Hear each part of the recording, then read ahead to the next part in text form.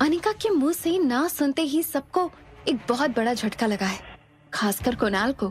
कुणाल जिसने अभी अभी अनिका के लिए सबको खामोश कर दिया था, उस अनिका ने कुणाल को रिजेक्ट कर दिया था। कुणाल के चेहरे के एक्सप्रेशंस अचानक बदल गए। उसके ईगो पर बहुत बड़ा वार हुआ था। कुणाल की आंखों में साफ नजर आ रहा था कि उसके सिर पे खून सवार है। कुणाल ने अपनी एक मुट्ठी इतनी जोर से दीवार पर दे मारी कि पास टंगी पेंटिंग नीचे गिर गई। कुणाल ने चिल्लाते हुए अनिका से पूछा, क्या मतलब कि तुम मुझसे शादी नहीं करना चाहती? तुम रिजेक्ट कर रही हो मुझे? अनिका ने बिना डरे कुणाल से साफ साफ कह दिया, तुम्हें एक्सेप्ट या रिजेक्ट करने का सवाल ही नहीं उठता। मैं कभी तुम्हारे बारे में सोच भी नहीं सकती। तुम मेरे लिए दुनिया में एग्जिस्ट ही नहीं करते। ये बात सुनते ही कुणाल ने लॉबी में रखा गमला जोर से पटककर तोड़ दिया। मौका देखते ही मनीषा दौड़कर कुणाल के पास आई और उसे शांत करते हुए कहने लगी, देख ली इसकी असलियत। मुझे पता है ये ऐसा क्यों कह रही है। सबके सामने शादी से मना करके ये हमें दिखाना चाहती है कि ये तुम्हारे पीछे नहीं पड़ी बल्कि तुम इसके पीछे पड़े हो। जरूर ऐसा करने के पीछे भी इसकी कोई बहुत बड़ी प्लानिंग होगी। कामिनी जो जमीन पर गिरी थी वो भी गौतम का सहारा लेकर उठी। मनीषा की हाँ में हाँ मिलाते हुए कामिनी ने कहा, मम्मा तुम बिल्कुल ठीक कह रही हो। भला इसकी क्या औकात कि ये कुणाल को मना करे। एक लड़की जिसकी समाज में कोई औकात नहीं, कोई इज्जत नहीं, जो शादी से पहले ही प्रेग्नेंट हो चुकी हो और एक नाजायज बच्चे को अपने साथ लेकर घूम रही हो, भला उसकी क्या चॉइस हो सकती है। अगर कोई लड़का तुम्हारा हाथ थामने के लिए तैयार हो रहा है तो इसे तुम अपनी किस्मत समझो, और अगर लड़का कुणाल जैसा हो तो समझ लो कि तुम सपना देख रही हो। कामिनी अब कमल डोगरा के पास जाकर कहने लगी, अंकल मैंने कहा था ना आपसे, ये लड़की बहुत चालबाज है। ये जानबूझकर सारा दिखावा कर रही है। मगर आप फिक्र मत कीजिए, मैं कुणाल को समझाऊंगी और इसका भूत उसके सिर से उतार कर रहूंगी। कामिनी की बात सुनकर कुणाल ने गुस्से से कामिनी से कहा, कामिनी तुम बीच में मत बोलो प्लीज। कुणाल ने दबी आवाज में बड़े गुस्से से अनिका से पूछा, आखिर तुम चाहती क्या हो? What do you want?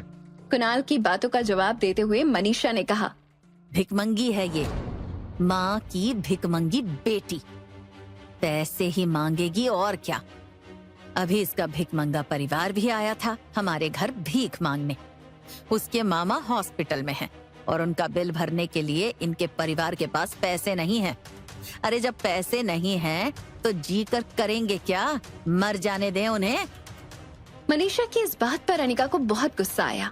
Anika Manisha की बात का एक करारा जवाब देना चाहती थी, मगर वो जवाब दे उससे पहले कॉरिडोर के दूसरी तरफ से एक आवाज आई, किसने कहा हमारे खानदान के पास बिल भरने के पैसे नहीं हैं? सबने मुड़कर देखा तो पीछे से अंजलि मल्होत्रा कॉरिडोर में चल के आ रही थी। अंजलि आंटी तेज चलते हुए सबके पास आई और कहा, आप में से किसी को भी हॉस्पिटल के बिल की चिंता करने की जरूरत नहीं है और ना ही अनिका के फ्यूचर की। अंजलि के ये कहने के बाद सब लोग कुछ पल के लिए सिर्फ अंजलि को देखते रहे। कमल डोगरा अंजलि आंटी को गौर से देखने लगे। वो अंजलि आंटी के थोड़ा पास जाकर बोले, मिसेस मल्होत्रा आप यहाँ पर?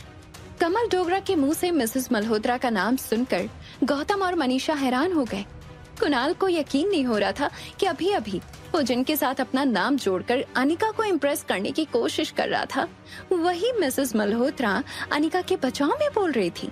मिसेस मल्होत्रा को देखते ही कमल डोगरा ने बड़े रिस्पेक्ट के साथ पोलाइटली रिक्वेस्ट की, वेल मिसेस मल्होत्रा, मुझे पता नहीं था कि आप मनाली में पधारी हैं।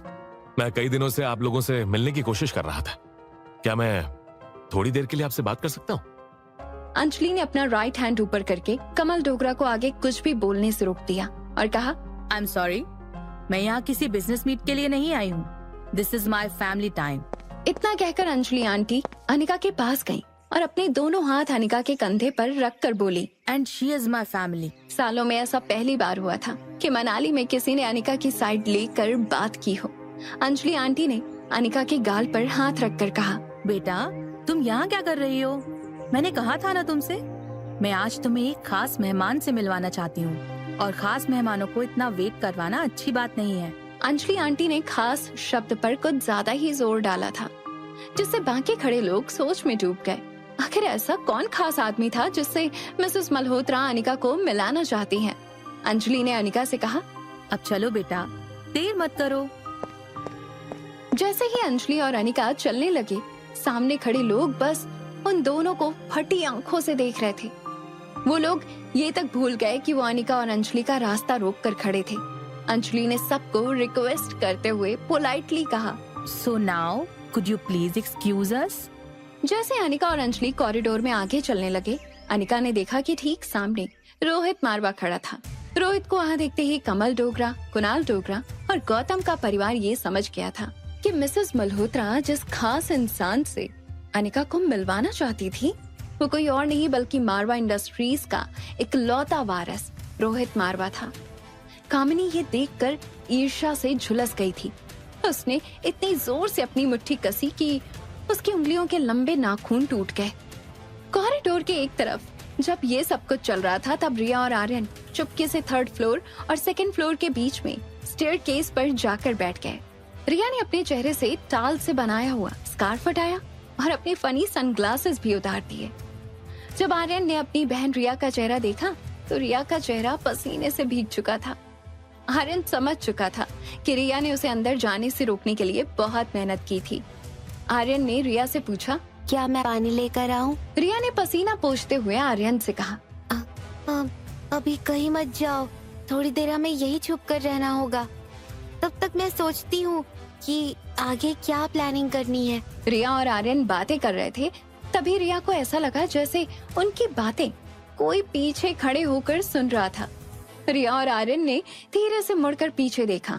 स्टेयरकेस की पहली सीढ़ी पर सनी खड़ा खड़ा कांप रहा था। सनी को देखकर ऐसा लग रहा था जैसे सनी ने कोई भूत देख लिया हो। रिया और आर्यन को एक साथ देखकर सनी की सांसें जम गई। ऐसा लग रहा था मानो सनी को मिर्गी का दौरा पड़ा हो। थोड़ी देर तक तीनों एक दूसरे को देखते रहे। फिर जब थोड़ी देर बाद सनी की सांसें नॉर्मल होने लगी, तब आर्यन ने सनी से पूछा, चाचू, क्या मैं आपके लिए भी पानी लेकर आऊं? कांपती हुई आवाज में सनी ने जवाब दिया, मेरा शक सही था, आर्यन 2 हैं, दो आर्यन हैं। आर्यन और रिया एक दूसरे को देखने लगे। उन्हें पता था कि उनकी चोरी पकड़ी गई थी और अब बचने का कोई रास्ता नहीं था। तभी रिया को एक तरकीब सूझी। उसने सनी से कहा, देखो चाचू, अब आपको सब कुछ पता चल ही गया है, तो मैं आपको सब कुछ साफ साफ बता दूं। मैं एक ही हूँ और मेरा नाम आर्यन है, लेकिन मैं अपनी क्लोन बना सकता हूँ। मेरे अंदर कुछ सुपर पावर्स हैं। रिया की ये बात सुनकर सनी ने तुरंत जवाब दिया, देखो, हो सकता है तुम मुझे बेवकूफ समझते हो, लेकिन मैं पागल नहीं हूँ। कोई सुपर पावर्स नहीं होते, मैं जानता हूँ। और तुम आर्यन की क्लोन कैसे हो सकती हो? तुम तो एक लड़की हो और तुम्हारी बातों से ये भी साफ पता चलता है कि तुम काफी चालाक हो। तुम आर्यन की क्लोन नहीं हो सकती। मैं अभी जाकर रोहित भैया को बताता हूँ कि आज मुझे आर्यन के साथ साथ उनकी बेटी भी मिल गई है। ये कहकर सनी ऊपर की ओर स्टेयरकेस चढ़ने लगा। आर्यन और रिया उसे रोकने की कोशिश करने लगे। आर्यन ने सनी का पैंट जोर से पकड़ लिया और कहने लगा, सनी चाचू, प्लीज ऐसा मत कीजिए, मेरी बात तो सुनिए, आप समझने की कोशिश कीजिए। मगर सनी आर्यन की कोई बात सुनने के मूड में नहीं था। सनी जैसे ही 3rd फ्लोर की आखिरी सीढ़ी तक पहुंचा, उसे पीछे से आवाज आई, फॉलो माई ऑर्डर्स। अगर तुम ये चैंपियनशिप जीतना चाहते हो तो तुम्हें वही करना होगा जो तुम्हारा कैप्टन चाहता है। सनी आगे बढ़ते हुए रुक गया। उसने जब सीढ़ियों के नीचे खड़ी रिया को देखा, रिया की आंखों की चमक देखकर सनी समझ गया, स्वीट एंजल यानी कि उसकी गेम गुरु और कोई नहीं बल्कि स्टेयरकेस की तरफ खड़ी प्यारी सी लड़की जिसकी शक्ल हूबहू उसके भतीजे से मिलती थी, वही है। अपने गुरु की आवाज सुनकर सनी ने रिया से पूछा, क्या तुम ही स्वीट एंजल हो? रिया ने अपने दोनों हाथ अपनी कमर पर रख दिए और आंखों में कॉन्फिडेंस के साथ सनी को ऑर्डर करते हुए बोली, हाँ, मैं ही स्वीट एंजल हूँ, और गेम हो या रियल लाइफ, मेरे प्लेयर्स मेरे बनाए हुए रूल्स तोड़े या मेरी प्लानिंग के मुताबिक ना चले, ये मुझे पसंद नहीं। सनी दौड़कर सीढ़ियाँ उतरा और रिया के हाथ पकड़कर चूमने लगा। सनी आर्यन और रिया को पूछने लगा, ये सब क्या हो रहा है? कहीं मैं कोई सपना तो नहीं देख रहा? प्लीज कोई मुझे पिंच करो। अगर ये सपना है तो प्लीज मुझे जगा दो, क्योंकि अब मुझे डर लगने लगा है। रिया ने सनी का हाथ पकड़कर उसे बिना पूछे काट लिया। सनी जोर से चिल्लाया। हाँ हाँ, this is real, this is real. अपने हाथ को झटकते हुए सनी ने रिया से पूछा, अब मुझे ये तो समझाओ कि ये सब क्या है और ये सब भैया को बताने से क्यों रोक रहे हो तुम मुझे? आर्यन ने सनी को सीढ़ियों पर बिठाया और उसे समझाने लगा। जरा सोचो, अगर आपने डैड को सब कुछ बता दिया और डैड को सब पता चल गया कि रिया की मॉम ही मेरी मॉम है, तो डैड क्या करेंगे? ये सुनकर सनी बिल्कुल चौंक गया। उसने आर्यन से पूछा, इसका मतलब ये कि वो मिस अनीका गुलेरिया वही तुम दोनों की माँ है? ये सुनते ही सनी समझ गया कि क्यों दोनों बच्चे नहीं चाहते थे कि उनकी असलियत किसी को पता चले कि वो एक नहीं बल्कि दो हैं। दोनों बच्चों की अकल को दाद देते हुए सनी ने दोनों को सैल्यूट किया। फिर दोनों की प्लानिंग के लिए तालियां बजाने लगा। तभी रिया ने अपनी उंगली लिप्स पर रखकर सनी को शोर मचाने से रोक लिया। सनी ने अपनी हंसी कंट्रोल की और आवाज कम करते हुए रिया और आर्यन के लिए अपलॉड करने लगा। 5 साल पहले जब रोहित मारवा आर्यन को घर ले आया था तो सब हैरान रह गए थे। अचानक रोहित ने आकर सबसे कहा कि आर्यन उसका बेटा है। जब लोगों ने उससे पूछने की कोशिश की कि आर्यन की माँ कौन है, तो रोहित ने किसी की बात का कोई जवाब नहीं दिया और सबसे कह दिया कि वो आर्यन की माँ का नाम इस घर में नहीं सुनना चाहता, ना ही किसी को उसके बारे में कोई जानने की जरूरत है। रोहित की उम्र भले ही कम थी, मगर उसकी काबिलियत के कारण मारवा खानदान के लोग उसकी बहुत इज्जत करते थे और कुछ हद तक रोहित से डरते भी थे। उसका लिया क्या फैसला, चाहे वो बिजनेस हो या पर्सनल लाइफ, मारवा खानदान के लिए लगभग आखिरी फैसला हुआ करता था। मगर रोहित की बातों से इतना तो साफ था कि आर्यन की माँ ने रोहित के साथ जरूर कुछ ऐसा किया था जो रोहित किसी को बताना नहीं चाहता था और ना खुद ही भूल पा रहा था।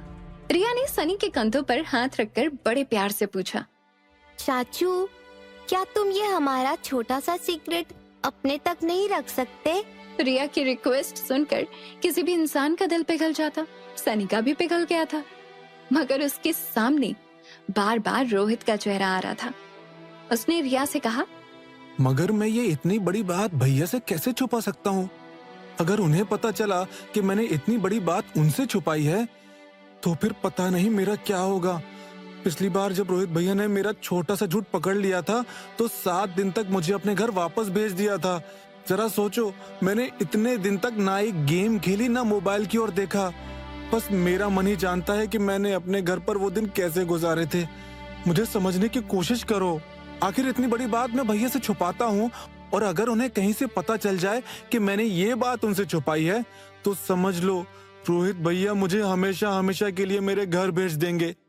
फिर ना तुम मेरी गेमिंग गुरु होगी और ना मैं तुम्हारा फैन, ना मेरे पास मेरा मोबाइल रहेगा और ना ही मेरी गेमिंग की दुनिया। ये ख्याल आते ही सनी फिर से कांपने लगा। कांपती हुई आवाज में सनी रिया और आर्यन से कहने लगा, मुझे माफ करना, मैं इतनी बड़ी बात रोहित भैया से नहीं छुपा सकता। सनी की ये बात सुनते ही रिया ने अपनी आवाज और अपना टोन बदलते हुए सनी से कहा, ठीक है, फिर इस साल की चैंपियनशिप में टीम में किस किस को लेना है इसके बारे में मुझे भी सोचना होगा। जानते हो ना इस बार की चैंपियनशिप कितनी मजेदार होने वाली है। सनी के लिए गेमिंग चैंपियनशिप किसी सोल्जर को दिए गए मिशन से कम नहीं थी। रिया की दी हुई धमकी ने सनी को सोचने पर मजबूर कर दिया था। અમારો વિડિયો પસંદ આવ્યો હોય તો લાઈક, શેર, સબસ્ક્રાઇબ